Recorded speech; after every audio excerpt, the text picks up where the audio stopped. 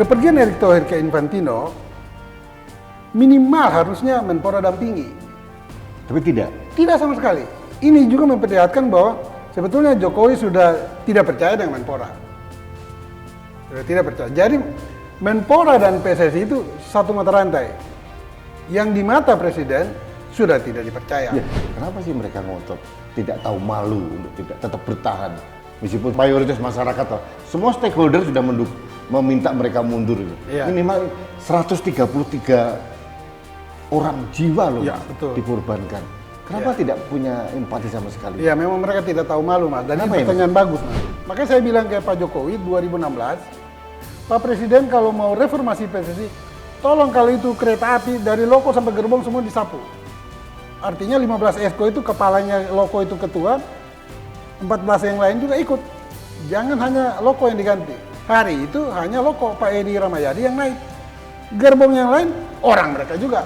Inilah mengapa sepak bola ini hancur. Nah, saya sarankan kalau nanti ending daripada pasca tragedi Kanjuruhan ini pemerintah lakukan kongres luar biasa, maka seluruh esko yang ada di sini sebaiknya ditiadakan. Ya,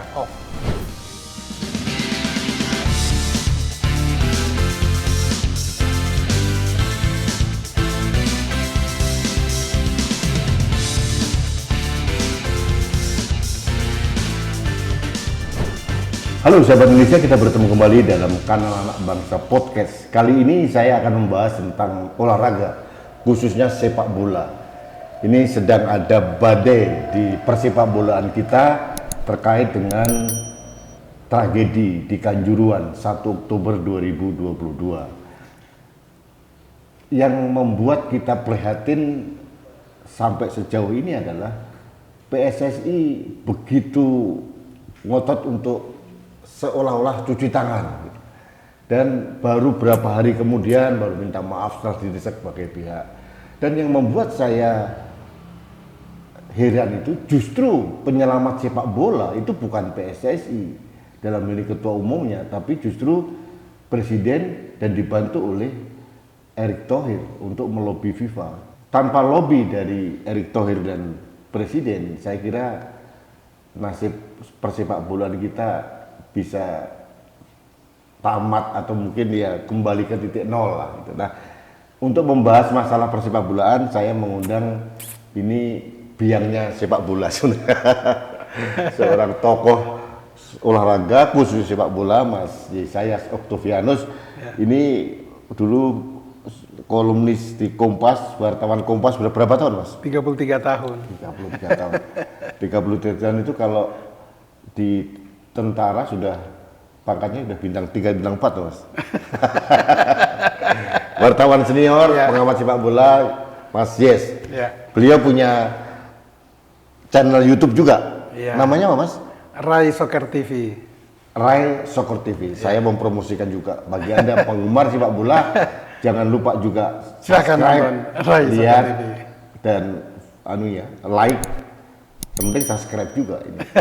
Rai Soccer TV. Di sana ada Mas Yesayas Octavianus, ada Mas Ropan lah. Kita kenal Mas Ropan, Rodi Pangemanan. Jadi kalau masalah bola di channelnya Mas Yes lah. Iya, Rai Soccer TV. Masalah politik persepak bolaan di sini. Betul. Mas Yes, terima kasih datang di studio kita. Sangat senang saya datang untuk kedua kali di kanal Anak Bangsa. Terima kasih Mas Rudi. Mas Yes, Presiden FIFA, Gianni Infantino sudah datang. Yang membuat kami heran, bukan hanya saya, Mas. Betul. Pada saat datang ke istana, yang mendampingi justru Menpora dan Erick Thohir. Kemana PSSI? Kalau menurut Mas Yes, simbol apa yang disampaikan oleh Presiden kepada masyarakat? Kenapa tidak pernah menyebut nama PSSI, ketua umumnya maupun melibatkan dalam pembicaraan dengan FIFA? Sebetulnya Presiden itu sudah tahu bahwa pengurus yang sekarang, pengurus PSSI tidak profesional, tidak kapabel, dan memang tidak layak untuk pimpin sepak bola saat ini. Presiden tahu ya, Mas? Tahu. Tetapi beliau sangat hati-hati karena PSSI sendiri berlindung selalu di bawah statuta FIFA. Iya. Nah, sehingga beliau juga tidak mau masuk terlalu dalam Iya. dan seakan-akan nanti intervensi. Iya, Nah, iya. untuk itu ketika tragedi Kanjuruhan meledak, beliau mengambil langkah-langkah yang terukur dan strategis tentunya. Pertama dengan mengirim Menteri BUMN Pak Erick Thohir ke FIFA. Kenapa Erick Thohir? Ya, itu pertanyaan yang bagus, Mas. Iya. Di balik itu, Erick Thohir adalah seorang teman dan sahabat Infantino. Oh, oke. Ya, teman dekat. Iya. Dan mereka sudah kenal sudah lebih dari 5 tahun, 10 tahun kali ya. Sehingga dengan hadirnya Erick Thohir bertemu Infantino, Iya. saya kira proses ini akan lebih mulus berjalan. Terutama misi-misi yang akan dibawa Erick Thohir ke FIFA. Iya. Dan pasti sebelum ke FIFA, ada strategi khusus dari Presiden untuk disampaikan kepada Infantino. Misalnya, Indonesia sebaiknya jangan sampai dihukum sanksi atau di-ban pasca tragedi Kanjuruhan. Iya. Dan Erick Thohir berhasil. Nah, pertanyaan mengapa tidak Menpora? Ini juga saya kira bagian daripada Presiden sudah mengetahui bahwa Menpora juga kurang prestasi atau mungkin tidak prestasi dalam mengurus olahraga khusus sepak Mas bola. Yes terlalu halus nih. Padahal, Nggak ada prestasi, Mas. ya, padahal Mas Rudi ingat, waktu pelantikan kabinet 2019 Iya. ada pesan khusus disampaikan Presiden kepada Menpora. Iya. Sepak bolanya Pak. Itu ya, Iya. sepak bola. Sepak bolanya Pak. Dan hari itu memang sedang kasak kusuk juga sepak bola kita. Sedang ribut besar tentang dualisme kepengurusan, tentang revolusi sepak bola. Sehingga memang Jokowi pesan khusus kepada Menpora. Tapi sampai sekarang tidak ada kemajuan apapun. Nah, kepergian Erick Thohir ke Infantino minimal harusnya Menpora dampingi. Tapi tidak. Tidak sama sekali. Ini juga memperlihatkan bahwa sebetulnya Jokowi sudah tidak percaya dengan Menpora. Sudah tidak percaya. Jadi Menpora dan PSSI itu satu mata rantai. Yang di mata Presiden sudah tidak dipercaya. Ya, begini Mas, karena saya lihat setiap pidato Presiden, statement dan sebagainya tentang Kanjuruhan, tentang persepak bolaan, tidak menyebut PSSI dan ketua umumnya. Ya, betul. Dan apalagi waktu datang ke istana, gitu, itu luar biasa ya. Saya harusnya Mas, kalau ada orang itu harus kerasa itu loh, merasa bahwa dia tidak diorangkan lagi, tidak dianggap. Harusnya kan tahu diri sebenarnya, Mas. Betul. Apalagi budaya kita kan budaya tahu diri. Tahu diri. Budaya malu. Iya. Nah, ini yang sinyal-sinyal ini yang harus sudah diterjemahkan oleh Pak Muhammad Iriawan, Iwan Bule sebagai ketua PSSI. Iya. Karena setelah Jokowi melemparkan sinyal-sinyal tidak melibatkan, tidak menyebut nama ketika menyampaikan keterangan pers, tidak melibatkan dalam pertemuan dengan Infantino, itu Jokowi sudah tidak lagi percaya kepada Iwan Bule. Sehingga beliau harus bersikap menarik diri, misalnya ya mundur dari PSSI sekarang. Karena kedepannya, ini kan by proses. Pasti last minute pemerintah akan pukul. Mas, apakah pemerintah ini selaras dengan apa yang direkomendasikan oleh tim gabungan independen pencari fakta Kanjuruhan ya? Ya. Di situ kan dikatakan bahwa ketua umum dan seluruh pengurus harus mundur. Ya. Dan harusnya ada KLB gitu. Ya. Apakah itu selaras atau mungkin memang ada sinyal-sinyal keinginan kehendak dari pemerintah secara tidak langsung? Ya, itu benar dan memang selaras. Dan ini cerdiknya, pintarnya Jokowi juga. Dia memakai tangan TGIPF untuk menghantam PSSI. Rekomendasi yang akan datang itu tinggal Jokowi bilang, saya merujuk pada rekomendasi TGIPF dan saya percaya ini valid, kuat, dan saya ambil keputusan untuk tindak PSSI. Nah, di butir 1 dan 2 dari 12 butir rekomendasi TGIPF kepada Presiden, itu jelas tegas itu. Meminta seluruh esko PSSI mundur di butir pertama. Kedua, segera menggelar KLB, Kongres Luar Biasa, untuk memilih atau menyusun kepengurusan yang baru. Kalau tidak dilakukan 2 butir itu, maka ada lagi klausul berikut. Pemerintah tidak akan memberikan izin bagi pertandingan profesional Liga 1 dan 2. Inilah trigger kuncinya di sini. Jadi kalau poin 1 dan 2 tidak dipenuhi oleh PSSI, pasti akan dibekukan atau diintervensi sama pemerintah dengan poin tidak memberikan izin itu. Nah, intervensi sini intervensi tidak langsung. Mengapa? Karena yang dilakukan pemerintah adalah mereka menarik kewajiban mereka. Iya dong. Ya, saya hanya tidak memberikan izin, kok saya nggak intervensi Anda. Silakan Anda langsungkan kegiatannya. Dan stadion apa bisa? kebanyakan milik Pemda juga. Ya, apa bisa? Kan tidak mungkin. Ya. Pasti tidak mungkin. Dengan sendirinya PSSI lumpuh. Makanya saya bilang tadi, ini by proses. Last minute pasti dipukul sama pemerintah. Selesai. Nah, tinggal bagaimana sekarang PSSI mau manut atau mau melawan. Nah, kita lihat bahwa PSSI sekarang masih melawan terus ini. Dengan alibi dan alasan macam-macam. Wah, Kongres pasti kita bikin sesuai permintaan TGIPF. Tapi tahun depan, ya semua orang juga tahu. PSSI itu tahun depan akan digelarkan Kongres biasa. Bukan Kongres luar biasa. Mas Jes paling tahu tentang PSSI dan ESCO-nya. Kenapa sih mereka ngotot? Tidak tahu malu untuk tidak tetap bertahan.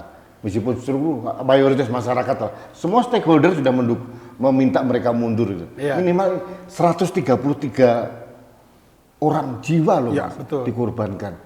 Kenapa tidak punya empati sama sekali? Ya, memang mereka tidak tahu malu, Mas. Dan ini pertanyaan bagus, Mas. Apa yang dipertahankan kok mereka? Iya, betul.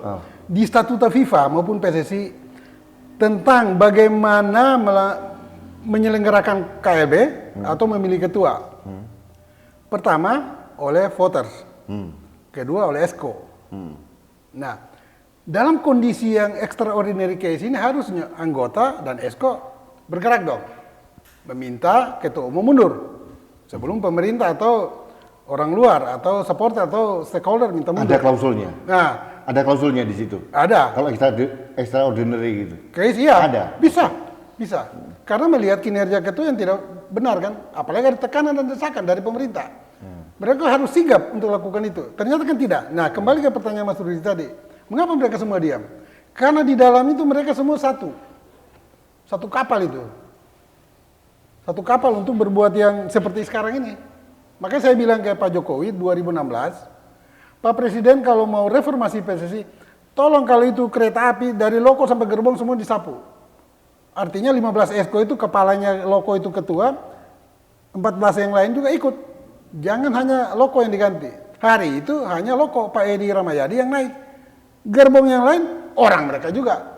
Inilah mengapa sepak bola ini hancur. Nah, saya sarankan, kalau nanti ending daripada pasca tragedi Kanjuruhan ini, pemerintah lakukan kongres luar biasa, maka seluruh ESCO yang ada di sini sebaiknya ditiadakan. Ya, off. Jadi, Mas Yes ingin menyarankan bukan hanya ketuanya, tapi seluruh ESCO itu out dari PSSI. Harus diganti orang baru. Betul. Oke. Mas, Tetapi kalau ada pun satu dua yang mungkin masih baik dan benar, ya bisa ditinjau lagi untuk mereka tetap dipertahankan. Nah, Mas, ini kan sebenarnya saya agak khawatir ya. Kan dalam statuta FIFA itu kan intervensi pemerintah itu kan sangat sensitif gitu. Tapi ini kok Pak Jokowi bermain cantik sekali ya, sehingga FIFA bisa datang ke pemerintah dan dia bahkan membuka diri berkantor di Jakarta untuk membantu transformasi sepak bola di Indonesia. Nah, ini apa yang terjadi Mas sebenarnya? Kok bisa begitu ya? FIFA begitu? Atau karena kedekatan Erick Thohir semata? Atau FIFA mempunyai agenda yang lain? Saya kira ini ada dua faktor paling utama. Bagaimana dunia melihat Pak Jokowi selama ini? Jadi respect yang tinggi dari Infantino. Saya kira poin paling penting. Adanya respect yang tinggi dari Infantino kepada Pak Jokowi. Dan yang kedua, hubungan dekat Erick dengan Infantino tadi. Itu ya, dua faktor itu. Yang membuat Infantino akhirnya luluh, tidak memban sepak bola kita. Termasuk pelaksanaan U20 tetap di Indonesia. Piala Dunia Under 20 tahun depan di Indonesia. Masih tetap di sini.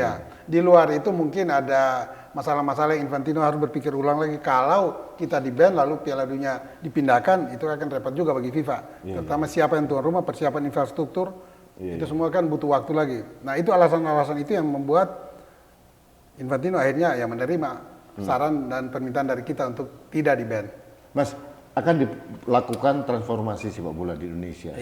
Seperti apa yang menurut gambaran Mas Yes sehingga sesuai dengan harapan Presiden maupun masyarakat? Urutannya itu ya Mas Rudi. Sorry, saya ambil di tengah dulu. Presiden kan mengeluarkan butir-butir itu. Transformasi nanti apa? Misalnya stadion, pertandingan, kemudian keamanan, supporter itu. Tapi bukan itu. Urutannya harusnya mulai dari organisasi. Itu vital ya, Mas? Iya. Oke. Karena di PSSI sistem udah ada. Bahwa ada plus minusnya, oke lah. Tinggal minusnya yang diperbaiki. Tapi sistem itu udah ada. Kalau pelaku-pelaku sistem ini benar, itu jadi bagus. Ternyata mereka semua ini memang tidak benar. Jadi bukan mayoritas sistem yang ya, salah. mayoritas tidak benar. Bukan sistemnya yang salah ya? Enggak. Jadi pelaksana sistemnya? Pelaksananya. Oke. Oleh esko-esko ini. Sebagian besar ya, tidak semua dari itu. Tapi mulai dari kepala itu sudah jelas tidak benar. Kalau itu saya berani sebut. Kepalanya tidak benar, tidak bagus. Tidak qualified, tidak capable. Tidak menguasai materi sepak bola. Nah turunan ini ada 1-2 yang bagus. Tetapi kalah oleh yang mayoritas itu. Nah jadi kalau urutannya, pangkas dulu kepengurusan. Pangkas dulu, hadir muka baru, baru urutan yang tadi ikuti. Melalui KLB ya? Iya, KLB. KLB tetapi, karena ini extraordinary case lagi, KLB-nya bukan KLB pemilihan. Tetapi KLB pengesahan pengurus baru. Pengurus baru? Nah, dari mana pengurus baru muncul? Kan begitu. Ya tentu yang sudah disusun dan ditentukan oleh pemerintah, versi pemerintah. Plus FIFA, ada FIFA di situ ya? Ya, pasti. Dengan komunikasi pendahuluan dengan FIFA, pasti. Nah, untuk kasus sekarang yang Mas Rudi, ini banyak yang tidak tahu. Apa itu? Tentang KLB ini. Ya.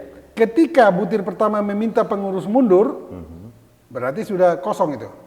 Ya, kalau mereka lakukan. Lalu maju ke butir kedua, KLB dilakukan. Siapa yang bikin KLB? Kan tidak ada pengurus. Oke.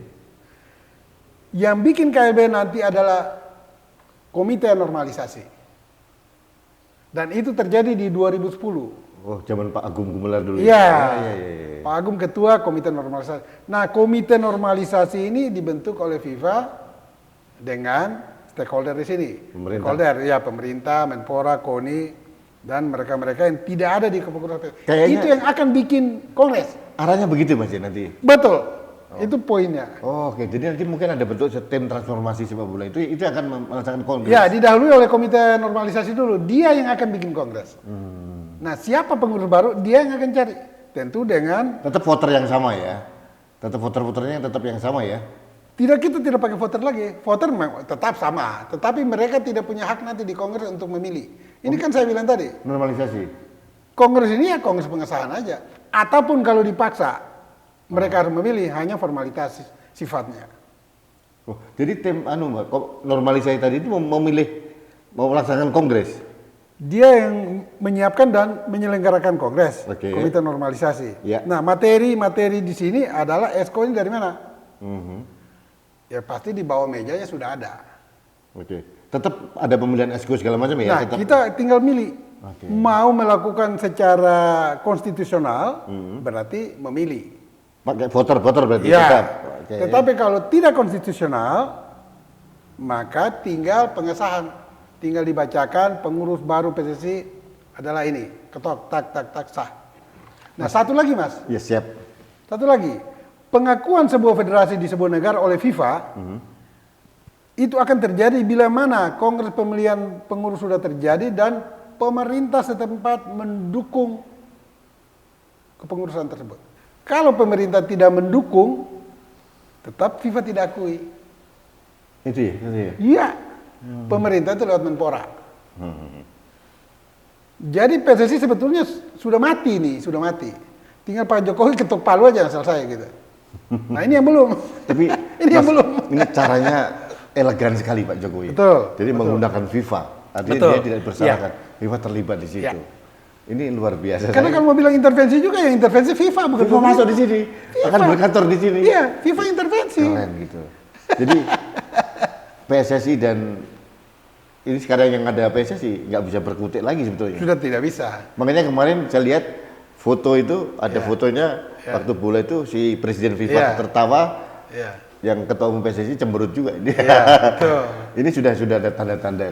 Makanya kalau PSSI sekarang masih bermanuver bahwa enggak bisa begini, enggak bisa begitu. Bagi saya apa yang mereka lakukan perlawanan PSSI sekarang hanya dengan senjata katapel. Melawan panser dan tank dari pemerintah. Dan FIFA. dan FIFA. Satu kubu. Pemerintah FIFA pemerintah satu kubu lawan PSSI. Ya, Panser dan Tank lawan Ketapel. Mas, Ya. mohon maaf ini tragedi 133 meninggal dan ratusan yang terluka dan ada beberapa yang cacat permanen gitu ya. Betul. Ini selayaknya menjadi entry point untuk perbaikan persepak Indonesia. Betul. Jangan sampai ini sia-sia gitu loh. Nah, harapan ini yang terakhir dari Mas Yes. Harapan dari seorang pengamat bola paling senior, Mas Yes, apa tentang tragedi Kanjuruhan dan masa depan persepak bola Indonesia? Ya, begini ya Mas Rudi, ini entry point betul dan momentum yang paling pas untuk kita jadikan tragedi Kanjuruhan sebagai perbaikan sepak bola ke depannya. Dan saya harap dan imbau dan meminta, mungkin saya ini mewakili suara hati nurani seluruh rakyat pencinta sepak bola di negeri ini, kepada Pak Presiden, jangan sampai gagal lagi untuk kedua kali. Karena di tahun 2016 Pak Presiden sudah gagal. Dan ini momentum kedua, niat baik Pak Presiden untuk mereformasi sekarang harus lakukan. Karena ada pernyataan beliau ke saya hari itu. Bung Yes, kalau saya tidak reformasi akan hancur selamanya sepak bola. Dan saya bilang betul Pak Presiden. Saya mau katakan ini tapi Bapak sudah mendahului katakan. Jadi saya mohon minta jangan sampai untuk kedua kali Pak. Untuk itu Bapak harus tegas lakukan sekarang. Pakai momentum entry point Kanjuruhan ini untuk lakukan perbaikan sepak bola. Kalau tidak, seluruh anak bangsa yang mencintai sepak bola akan menangis, sedih. Karena tidak akan baik lagi. Nggak tahu, mungkin pada generasi kedua, ketiga, setelah kita semua sudah tidak ada. Ya. Ini menarik sekali. Ya. Jadi, terima kasih, ini sudah cukup. Saya kira sudah memberikan paparan singkat dan solusi yang jelas, serta saran kepada Presiden. Saya yakin Presiden mendengarkan. Karena Presiden tidak mungkin mau gagal dua kali ya. Dulu mereformasi, terakhir tidak berhasil dan ini saat yang terbaik. Mudah-mudahan 133 sahabat-sahabat saudara kita menjadi martir bagi persepak bola Indonesia. Ya, tentu kita ikut sedih dan berduka cita, Mas. Mereka tidak meninggal dengan sia-sia. Itu yang kita harapkan. Harus ada way out, jawaban yang tepat untuk nyawa mereka tidak menjadi sia-sia. Pengorbanan mereka. Betul.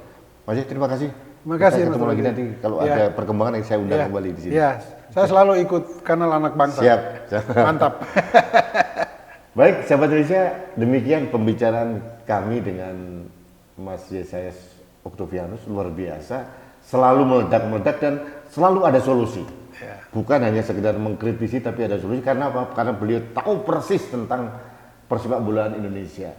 Saran beliau jelas, Pak Presiden dan FIFA ini harus menggunakan tragedi Kanjuruhan yang sangat tragis ini menjadi entry point perbaikan persepak bolaan secara menyeluruh. Dan kepada teman-teman yang masih anteng di PSSI, tolong dengarkan suara kami, karena yang disuarakan oleh Rudi S. Kambri maupun saya Oktavianus itu bukan pribadi, tapi di belakang kami ratusan juta orang mendukung. Karena apa? Kami mencintai sepak bola. Itu. Jadi kalau Anda tidak tahu diri dan tetap bertahan, Anda menjadi menghalangi perbaikan sepak bola di Indonesia. Jadi tolong legowo saja, mungkin jauh lebih baik daripada nanti dibuat yang tidak nyaman ya Mas. Harusnya lebih dengan kebesaran hati. Mudah-mudahan ini saran yang baik dan kami menunggu perbaikan persepak bolaan dari ini komite transformasi antara pemerintah dan FIFA dan kemudian semua stakeholder ikut terlibat dalam perbaikan persepak bolaan. Dan Pak Presiden kalau memang memerlukan orang yang tepat untuk membantu Presiden dalam mengurus persepak bolaan di kementerian, saya mengusulkan Yesayas Oktavianus. Karena dia tahu bahasa persepak bolaan. Jangan mencari menteri yang tidak tahu apa-apa tentang olahraga dan khususnya persepak bolaan. Ini saran saya sebagai rakyat. Terima kasih, kita bertemu kembali dalam kanal Anak Bangsa Podcast selanjutnya. Sampai jumpa.